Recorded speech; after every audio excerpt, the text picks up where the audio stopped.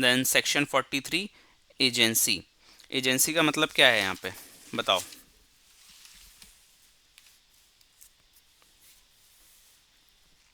Tell me.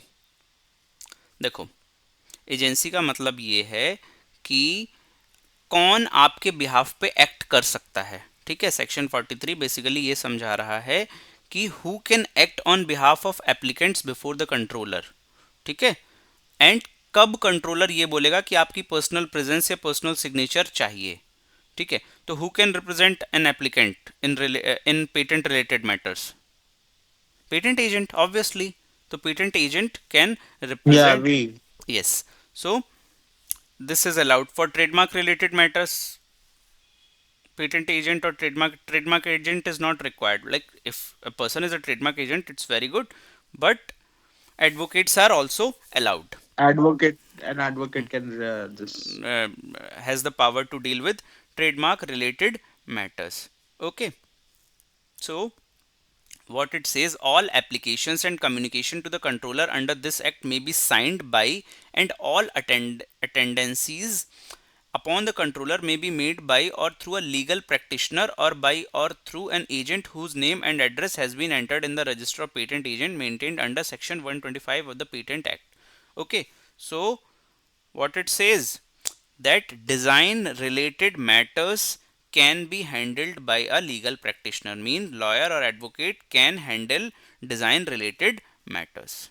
ठीक है, means design related matters and trademark related matters both can be handled by the advocates, okay, or by a patent agent whose name and address can be entered in the register of patent agents maintained under section 125. तो ये आपको permission दे रहा है कि design related matters को patent agent भी handle कर सकता है और लीगल प्रैक्टिशनर तो कर ही सकता है, बट पेटेंट एक्ट में कहीं पे भी ये नहीं लिखा था कि this can be handled by a legal practitioner. Okay, so who are the authorized person who can act as an agent? Legal practitioner and a patent agent. ठीक है, what it says, the control. Raghav. Yes. So sorry for interrupting again. This Hmm. like say an advocate can Hmm. plead in trademark matters as Hmm. well as design matters, Yes, both the matters.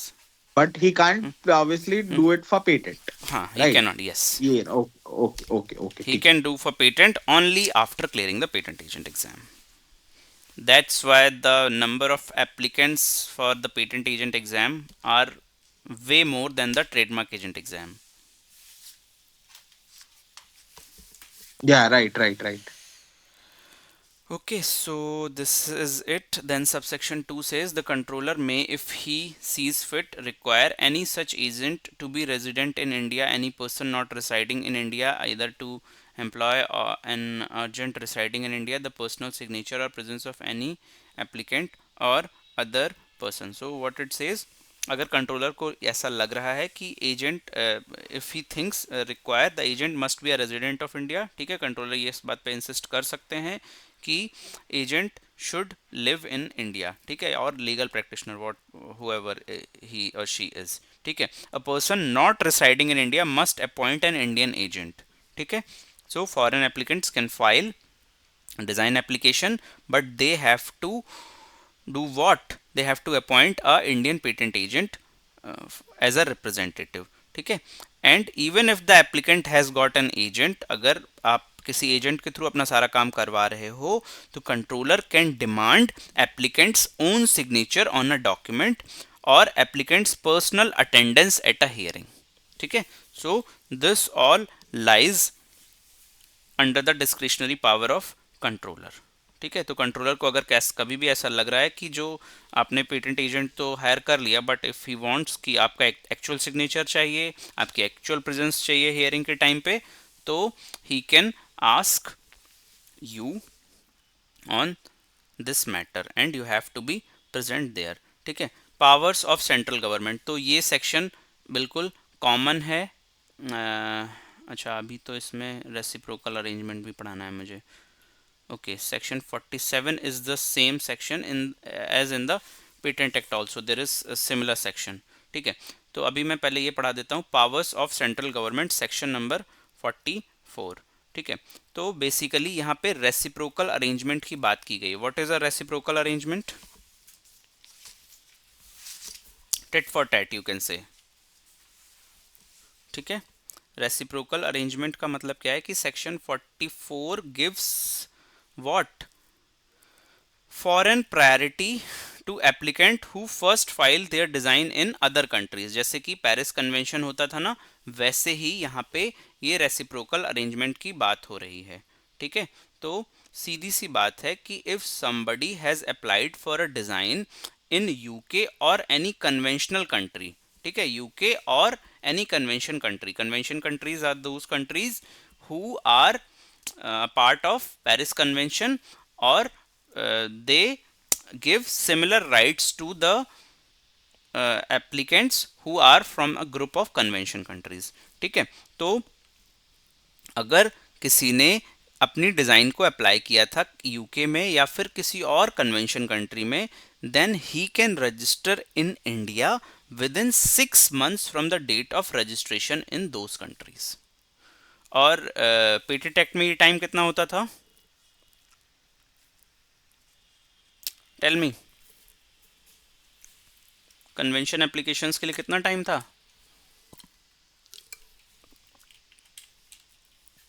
हम्म, कोई तो बताओ। Wait, I forgot. What is the question? Can you please repeat? The question is, what is the time to file a convention application? What is the timeline in matters related to patents? It was right up from, I think, 18 months and No, then no, to that is 31 months. that is PCT. That is PCT. PCT, right, right. Hmm. Oh, this is a Paris Convention you're Paris talking about. Convention, yes. Oh, 12 months? Hmm, I'm hmm, just hmm. taking a wild guess. Yes, 12 months. For Yeah, no, patents, okay, yes, okay. it's 12 months. So for patents, it's 12 months, and for design it's 6 months, ठीक है। तो suppose कोई company है जिसने एक design application file की है United kingdom में ऑन 1 जनवरी 2025, तो they can file the same design in India, but to claim the priority they have to apply it on or before 1 July 2025, ठीक है। तो विद इन 6 months आपको करना होता है, ठीक है, then only you can claim the priority, ठीक है। Okay, so this is a strict 6 months deadline.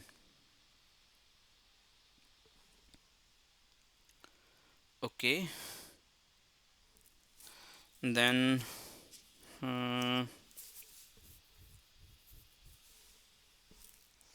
okay, then 44, there are some provided that clauses also. Okay, so provided that clause 1 है कि application is made within 6 months from the application for protection in United Kingdom or any other such convention country or a group of countries which are member of intergovernmental organization, ठीक है। तो आपको 6 months में करना है, ये strict deadline है, इससे आप लेट नहीं कर सकते, ठीक है। And then it says nothing in this section shall entitle the proprietor of the design to recover damages for piracy of design happening prior to the actual date on which the design is registered in India, ठीक है। तो सीधी सी बात है कि मान लो आपने UK में register कर एप्लीकेशन फाइल की 1 जनवरी को, ठीक है, आपने इंडिया में रजिस्ट्रेशन करवाया मान लो 3 months के बाद, ठीक है, और आपकी डिज़ाइन उस बीच में किसी ने कॉपी कर ली इंडिया में, और आप इंडिया में वो बंदा इंडिया में डिज़ाइन को यूज़ कर रहा है, तो ऑब्वियसली आप उसको सू नहीं कर सकते for damages in the period जब तक आपने इंडिया में अप्लाई नहीं किया था, ठीक है। सो आप उसको सू तभी कर सकते हो जब आपका रजिस्ट्रेशन हो जाएगा, ठीक है। तो आपको प्रायोरिटी तो मिल गई, बट आप डैमेजेस क्लेम नहीं कर सकते बिफोर रजिस्ट्रेशन, ओके।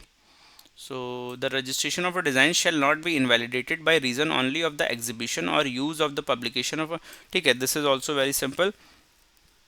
अब इस 6 months के पीरियड में आप अपनी डिज़ाइन को कहीं पे एग्जिबिट करो, ठीक है, किसी एग्जीबिशन में, या फिर पब्लिश करो, ठीक है, बट ये जो भी एग्जीबिशन है ये they will not destroy the novelty in India, ठीक है। मान लो आपने यूके में अप्लाई किया था और आपने विद इन 6 months इंडिया में अप्लाई कर दिया, तो उन 6 मंथ्स में मान लो आपने 1 जनवरी को यूके में किया और आपने 1 अप्रैल को इंडिया में किया। अब उन बचे हुए 3 मंथ्स में अगर आपने अपने डिज़ाइन को यूके में कहीं पे भी एग्जिबिट किया है, पब्लिश किया है या कुछ भी किया है, तो आपकी नोवेल्टी इंडिया में डिस्ट्रॉय नहीं होगी। बट आपको याद क्या रखना है कि you have to do all this within a period of 6 months.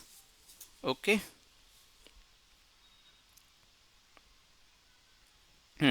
What it says, the application for registration of a design under this section must be made in the same manner as an ordinary application under this act. कौन सा form use होता है for design application Mansi? Form 1। Form 1। तो देखो form 1 में एक चीज भी मेंशन्ड है, मैं आपको दिखा देता हूं। देखो देखो ये है form 1, application for registration of a design. तो देखो फॉर्म 1 में क्या मेंशन है, सेक्शन 5 एंड सेक्शन 44। ठीक है, तो सेक्शन 5 में हमने पहली बार पढ़ा था कि how it is done, and here it is section number 44।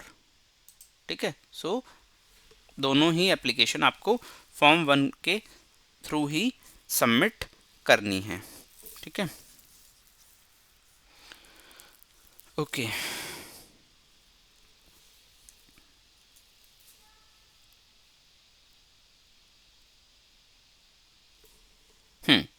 Okay, what it says कि अगर सेंट्रल गवर्नमेंट इस बात से सेटिस्फाइड है कि that a foreign country gives similar protection to Indian designs, then it can notify. तो central government ये notify कर सकती है कहाँ पे, ऑफिशियल गैजेट में। फॉर व्हाट, फॉर सेइंग कि सेक्शन 44 इस कंट्री पे भी अप्लाई होता है, यहाँ पे भी आप प्रायोरिटी क्लेम कर सकते हैं फ्रॉम दैट कंट्री ऑल्सो। ठीक है, और इंडियन डिजाइंस को अगर वहाँ पे प्रोटेक्शन मिल रहा है, मीन्स इसी को रेसिप्रोकल अरेंजमेंट बोला जाता है। जैसे कि गवर्नमेंट ने ऑफिशियल गैजेट में नोटिफाई कर दिया साउथ कोरिया के बारे में। ठीक है, तो Korean applicants get priority in India and Indian applicants can get protection in Korea. ठीक है, तो this is the reciprocal arrangement. ठीक है,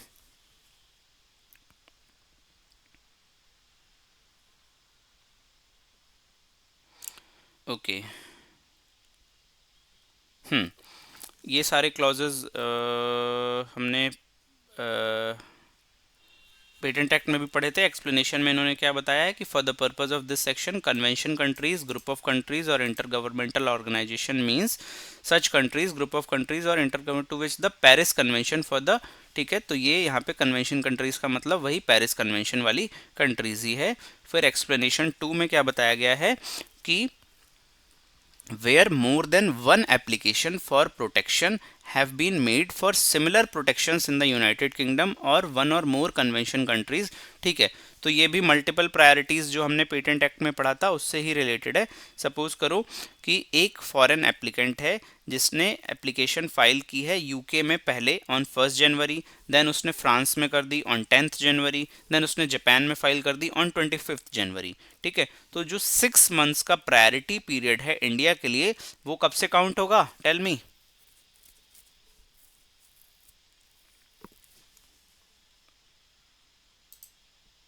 नांसी tell me, if there are multiple applications जो कि फॉरेन में फाइल किए गए हैं, तो जो इंडिया में 6 मंथ्स का टाइम पीरियड है वो कब से काउंट होगा।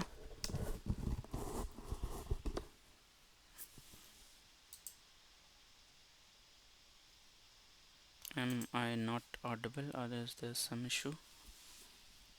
No, you're audible. I'm just thinking. Okay, okay. So this we have done in the Patent Act also. What it says कि सपोज आपने बहुत सारी एप्लीकेशन मतलब एक ही पेटेंट को कई जगह फाइल किया है, तो जो 12 मंथ्स का पीरियड होता है that will be counted from your earliest filing. Okay, let me That show means the it. provisional वाला filing भी करते हैं ना? That's the this हाँ ना? हाँ हाँ, जैसे कि मैं आपको दिखाता हूँ ये Either the provisional or the complete specification. No, no, not talking about the provisional or complete specification here. I am just talking about कि अगर आपने आपकी कोई डिज़ाइन एप्लीकेशन है जो कि आपने यूके में फाइल की 1 जनवरी को, ठीक है, फ्रांस में सेम एप्लीकेशन आपने फाइल कर दी 10 जनवरी को और जापान में सेम एप्लीकेशन आपने फाइल कर दी 25 जनवरी को, तो इंडिया में आपको फाइल करने के लिए कितना टाइम मिला है? 6 मंथ्स मिले हैं। तो जो 6 मंथ्स का पीरियड काउंट होता है, that is counted from your first application. ठीक है, see this Okay. Example, convention application, can you see? For example, you file your first patent in Japan on 1st January. This is your basic application. You filed in India on 1st December. Your priority date is this. Okay. Then it says you file first in France 1st January, then in Japan 10th January. Now you want to file in India. तो आपका 12 months का period count होगा 1st जनवरी से. This is what I am talking about. Okay, so अगर आप multiple foreign applications file करके you want to come back to India, then your 6 months period will be counted from your first foreign application. Okay, reciprocity application से related rule. Reciprocity application जब भी आप file करेंगे तो आप form 1 का use करेंगे रेसिप्रोसिटी एप्लीकेशन के अंडर. ठीक है, फिर क्या बोल रहा है? Every reciprocity application for the registration of a design shall contain a statement that an application in United Kingdom has been made. तो बस आपको ये बताना है कि जो भी मैं रेसिप्रोसिटी एप्लीकेशन दे रहा हूँ जैसे, तो उसके रिलेटेड मैंने अपनी एक और पहली एप्लीकेशन यूके में या किसी भी कन्वेंशन कंट्री में दे रखी है. ठीक है, और मैं उस एप्लीकेशन के देने के 6 मंथ्स के अंडर अंडर इंडिया में अप्लाई कर रहा हूँ. ठीक है, सो आपको कितनी कॉपीज देनी है? आपको 4 कॉपीज देनी है अपने डिज़ाइन के रिप्रेजेंटेशन की. ठीक है, उसके बाद व्हाट इट सेज, आपको जो भी वहाँ के ऑफिशियल हेड हैं उनका साइन किया हुआ डॉक्यूमेंट देना है जिसको कि प्रायोरिटी डॉक्यूमेंट बोला जाता है. ठीक है, और आपको ये डॉक्यूमेंट देना है विद इन 3 मंथ्स. ठीक है, shall be filed at this, उसको सेम टाइम पे देना है. आपको 3 मंथ्स का एक्सटेंशन मिल सकता है बाय यूजिंग फॉर्म नंबर 18 जो अभी हमने जस्ट पढ़ा था. ठीक है, तो जो ये अभी हमने फॉर्म 18 पढ़ा है ना कि application for extension of filing priority document, तो जो भी आपका प्रायोरिटी डॉक्यूमेंट है रिलेटेड टू रेसिप्रोसिटी एप्लीकेशन वो आप दे सकते हैं with an extension of 3 months. But आपको उस एक्सटेंशन के लिए फॉर्म 18 फाइल करना पड़ेगा. पहली शर्त तो ये है कि आपको तुरंत ही देना होता है जब भी आप फॉर्म 1 फाइल कर रहे हैं, अपनी डिज़ाइन एप्लीकेशन इंडिया में फाइल कर रहे हैं तभी आपको देना है. बट अगर आप नहीं दे पाते हैं देन प्रायोरिटी डॉक्यूमेंट फाइल करने के लिए आपको कितना टाइम मिलता है? You get a time of 3 months. Then section 45, report of the controller to be placed before the parliament. ठीक है, this is very simple. So once every year the central government must place what they should place before the Lok Sabha and Rajya Sabha a report about how the design act has been implemented by the controller during the previous year. ठीक है, तो एक report central government ये place करती है before both the houses of the parliament साल में एक बार कि कंट्रोलर डिज़ाइन एक्ट को कैसे एडमिनिस्टर और इम्प्लीमेंट कर रहे हैं. ठीक है, ओके. सेक्शन 46, सेक्शन 46 से रिलेटेड क्वेश्चंस पूछे गए थे लास्ट ईयर के एग्जाम में. अभी मैं आपको क्वेश्चंस दिखाता हूँ.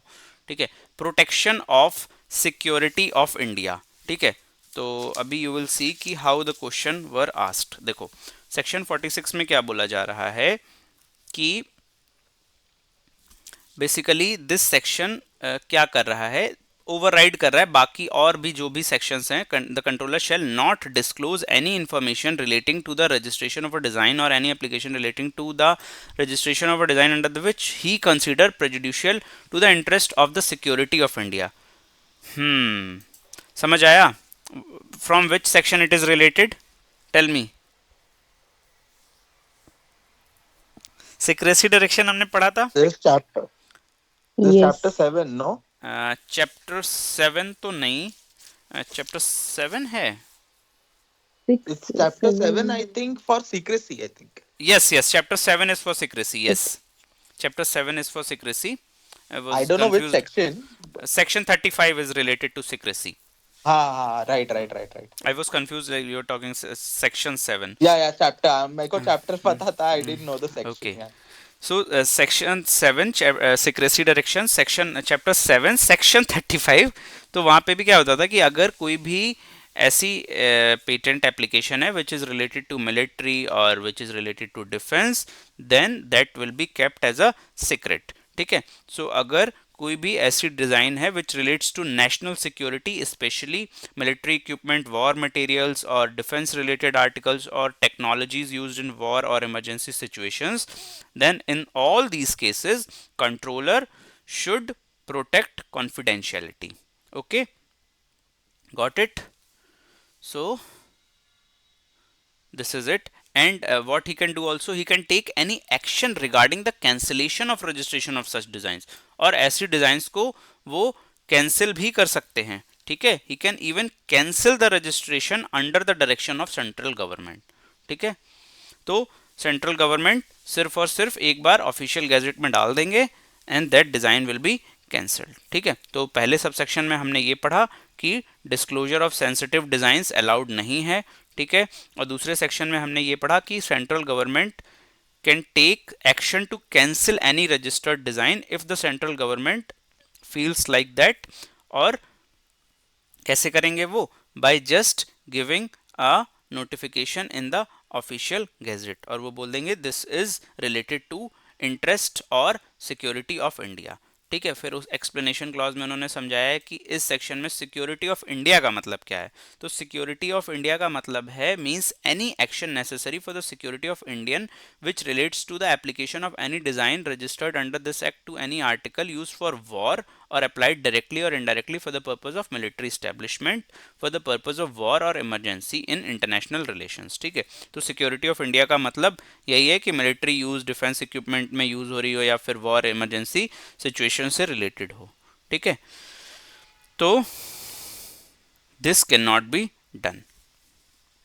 Okay, this section 47 is redundant section, power of central government to make rules। ठीक है, तो इस सेक्शन में बस यही बताया गया है कि central government can make rules related to all these matters. ठीक है, means government can create detailed procedural rules. ठीक है, to support and implement this act government can make rules about specific matters.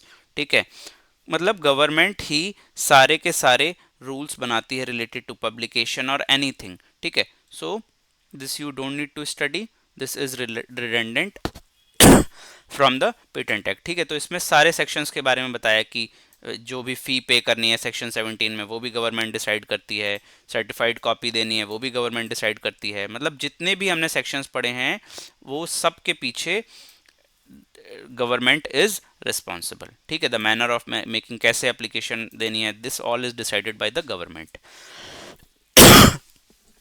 Okay, so you don't need to go into this section. ठीक है, then section 48 repeal and savings, ये भी sorry common section है, patent act में भी है। ठीक है, तो सेक्शन 48 बेसिकली क्या बता रहा है? ये बता रहा है कि what will happen to old rights और ओल्ड रजिस्ट्रेशन और पेंडिंग केसेस जब पुराना डिज़ाइन एक्ट था। तो पहले कौन सा डिज़ाइन एक्ट था? पेटेंट एंड डिज़ाइन एक्ट 1911 था। ठीक है, जिसको अब रिपील कर दिया गया है, मींस कैंसिल कर दिया गया है, और अब नया डिज़ाइन एक्ट 2000 आ गया है।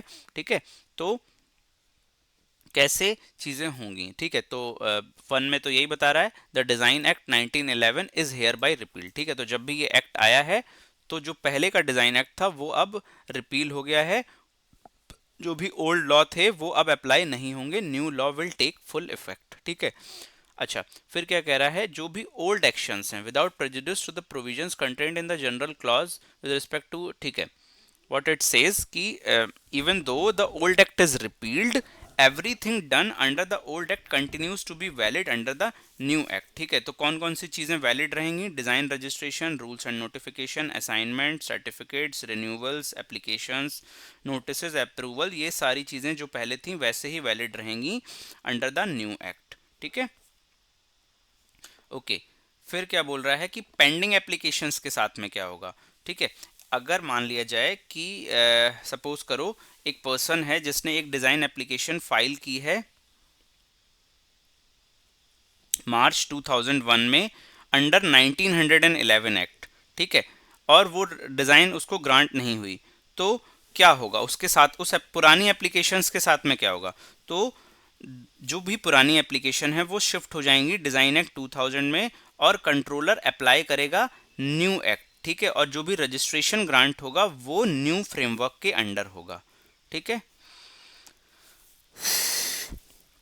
अगर फोर्थ में क्या बोला जा रहा है कि अगर कोई कोर्ट केस पेंडिंग है related to any design matter, तो वो कोर्ट केस जो है, that case will not follow the new act, वो ओल्ड एक्ट को ही फॉलो करेगा, ठीक है। अगर कोई डिजाइन कैंसिल हुई थी पुराने एक्ट के बेसिस पे, तो अगर कोई कोर्ट केसेस हैं या कोई भी कोर्ट रिलेटेड मैटर है, then that will follow the old act, ठीक है।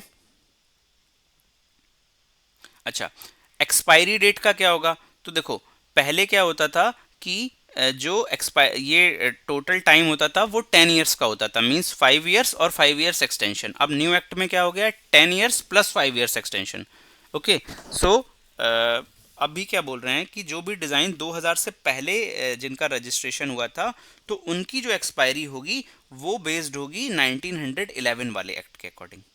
Okay, so Glen, I must tell you this कि डिज़ाइन एक्ट में जो टर्म होता है, this is 10 years plus you can extend it by using form 3 for a period of 5 years. जैसे patent में 20 years fix है, but here 20 years is not fixed, it is 10 years plus 5 years, but earlier it was 5 years plus 5 years of extension. Okay, so अगर आपकी कोई भी design, So patent is 20. This is 10 plus 5 10 plus 5 and trademark is 10 is years. perpetual. You can renew it every time after every 10 years. Every 10 years, but Yeah. it's a perpetual right. Yes.